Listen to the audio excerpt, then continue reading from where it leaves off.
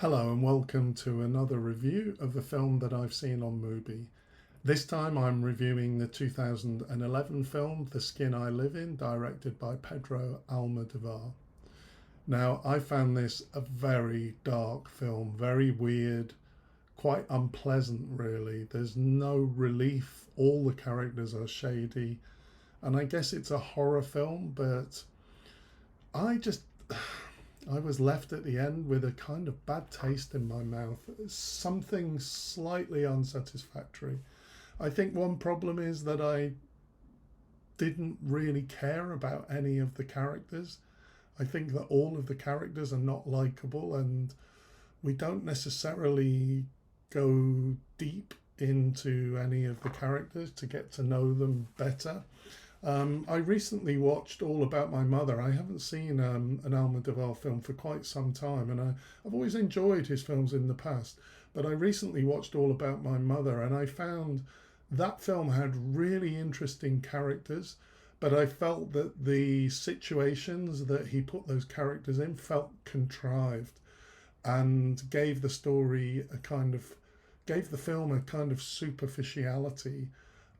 Really well made, really well put together, really good characters, but a bit skin deep. And I think that in some ways, The Skin I Live In has a similar problem. I mean, I think Almodovar is, his work is really beautiful to look at, amazing, interesting, brilliantly made. I mean, this film clearly is very Hitchcockian in style.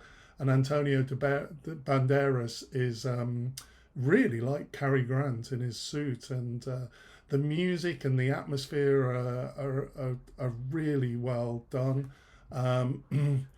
The construction of the story is really confusing.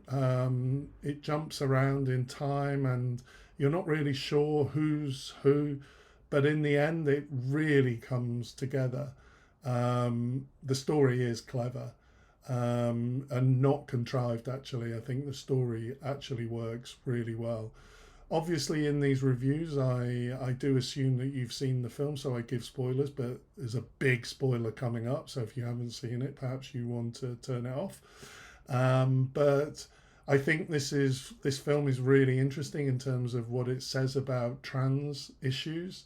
Obviously, we have the young man over the years being turned into a woman, and that's really interesting. I mean, in at face value, him being turned into a woman is a punishment. Him being made to be something on the outside that he's not on the inside.